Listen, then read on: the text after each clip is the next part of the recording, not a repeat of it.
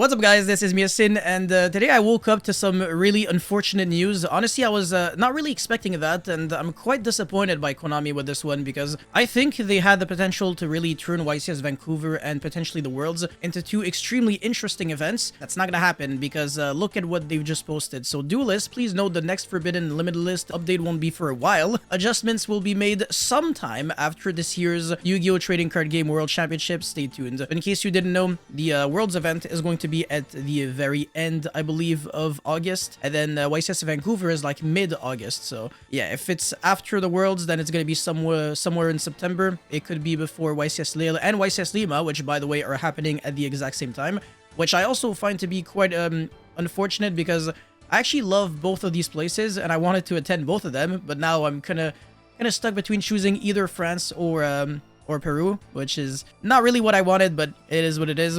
But yeah, the fact that the ban list is going to be after these two events is obviously not the best for the game because we're gonna have like a fake diverse format where there's like infinite decks, but Yu-Gi-Oh! Is just going to feel the same, where it's still going to be dictated solely by turn skips, and the floodgates, like the lingering bullshit, is just going to be absolutely everywhere. And this is what I'm completely fed up with. I want some back and forth interaction where hand shops aren't like the only thing that you can utilize to defend yourself, because right now that's what it feels like. If you're relying on board breakers, you're not gonna go far because you're gonna get hit by Protoss, you're gonna get hit by Paradise Smasher, and honestly it's enough to really cripple like a lot of strategies down and really just make them unplayable. So if your deck cannot play a huge amount of non-engine, then you are completely screwed. But the worst part is most hand shops are really ineffective. Like, are you really playing Infinite Impermanence? Well, I mean, the card is quite garbage against a K9 Vanquish Soul. Like, are you impriming like a Raisin or a Mad Love? Okay, well, I mean, bounce with,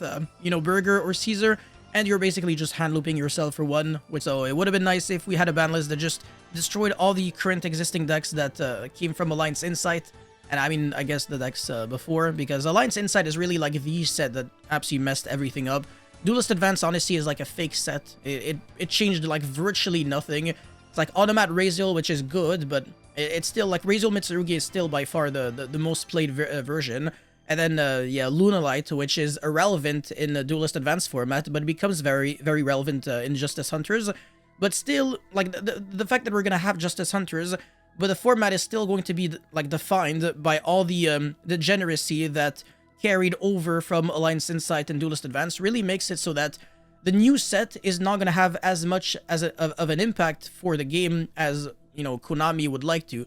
So it's really weird to like release a set and not even try to do everything in your power to like promote it right away. So I think this is like a bad marketing move, but it's also a bad move for, you know, Yu-Gi-Oh! Players in general who are just like fed up of like the old format and just want to move on to something because something else. Because like I said, the game felt like it was just the exact same for months now, and it's honestly really frustrating. Like Raziel mirrors, like whatever, Malice mirrors, etc. It used to be maybe a little interesting at the very beginning. As those decks get exponentially better with like ridiculous support every single set almost, it feels like. If you don't draw any non-engine, now you lose because those decks are like way too strong now. And also some of them are turboing out lingering floodgates like Harpy's Featherstorm, Protoss, etc. But now we also have to deal with number 67 Paradise Smasher. So again, I don't understand why Konami is just being like, okay, you know what? You guys are gonna have to deal with this for YCS Vancouver. I think it's gonna be one of the worst formats like in the history of the game. And like I said, I'm not looking forward to that, but obviously as soon as we're gonna have the ban list, I think Yu-Gi-Oh! is finally going to be getting somewhat fixed. For the Justice Hunters set spoilers, we're going to be reviewing that today. Actually a little unfortunate for a lot of players who are trying to build Dragon Tail as well as another deck. But look at this, man, Dragon Tail Lucius. They also changed the name, which is, oh my god, it's gonna be really difficult for me to like get used to this. But yeah, Lucius is an ultra rare now, so that's the Stratos of the deck. It's a very good card.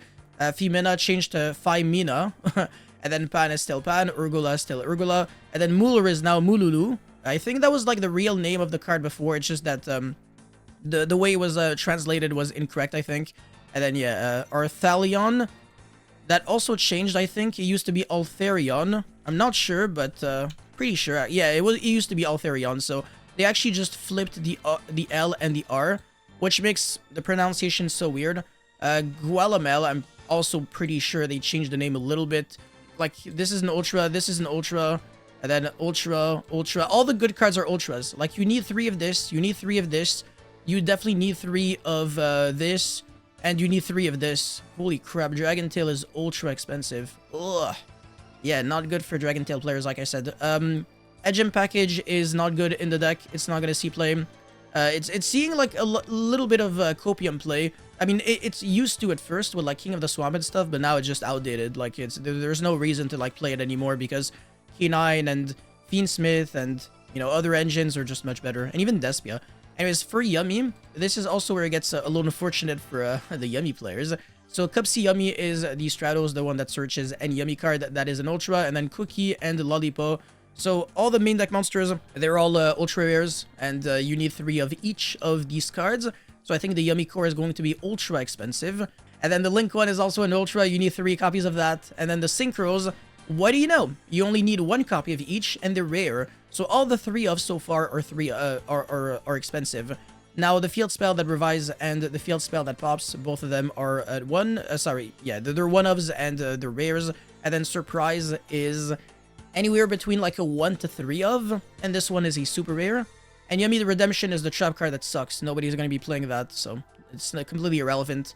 Then some cool reprints. Obedient School getting reprinted is really cool. And then Pee-wee Race Map. I think this card is only going to be seeing some consideration until we get Dude, because there's a new... I mean, I'm not even going to review it in this video, but there are new Yummy cards that I think are very interesting, and they completely power creep Pee-wee Race Map. Like, there's no reason to even consider this once we get Doom of Dimension. Anyways, now for the really big part, and this is where it affects a lot of players, because K9 is the engine that's going to be splashed in the most amount of decks. So Izuna is an ultra rare. Obviously, that's a hand shop. It's generic. And then for the actual other K9 cards, Joe and Lantern, the ones that summon themselves and another monster at the same time, these are super. And then Lupus is an ultra. So all the generic cards that you can just splash in absolutely everything, they're ultras.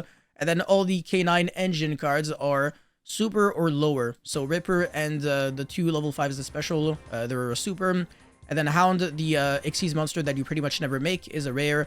And yeah, you rarely make it. Werewolf is a super because people do play it. And then Released Restraint is unplayable, but X-Forced Liberation actually got its name changed, the X-Forced Release. And now it is a super rare. Keys for K9 is super. I don't think this card is played, but yeah, it doesn't look really good. Volcasaurus got a reprint, which is really interesting because a lot of people were looking for old rank 5s, and this is one of the ones that actually saw a lot of hype, but even though I don't even think it's relevant. Chronomaly Vimana is really relevant in the Crystron deck, because even under like the machine lock, you can still make it.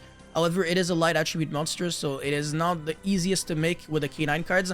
You can only really make it using Izuna and Lupus, because if you use like Lantern or Joe, the monster is like summoned off of those effects. They cannot be used for the XC summon of a light machine monster. For a light monster.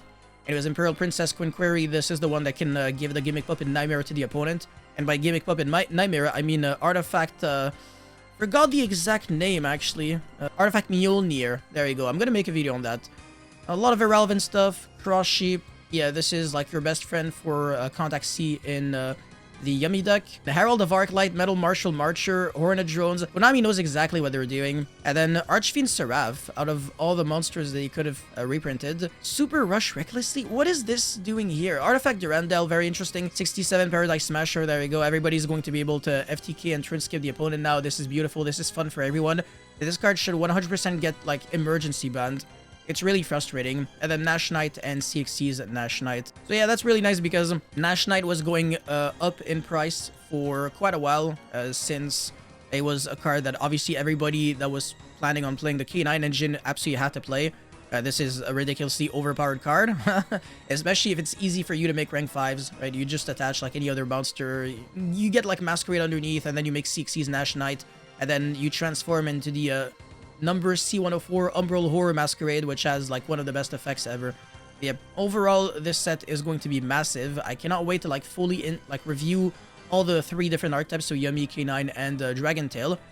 All of it individually, because even though it's like it only feels like it's 3 new decks, it actually translates to like 10 plus new decks, because there are a lot of decks that can play K9 that are really, really good. Obviously, there's Pure K9, there's K9 Vanquish Soul, K9 Crystron.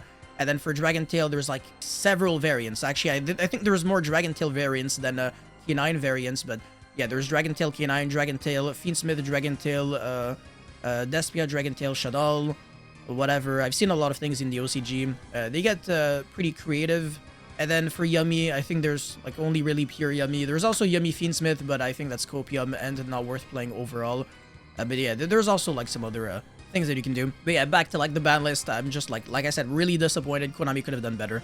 But yeah, you guys let me know how you feel about both of these news. So not only the ban list being after Worlds, but also you know, the Justice Hunter set spoilers. So you let me know in the comment section below. Thank you so much for watching. Don't forget to like and subscribe, and I'll see you guys very soon. Peace.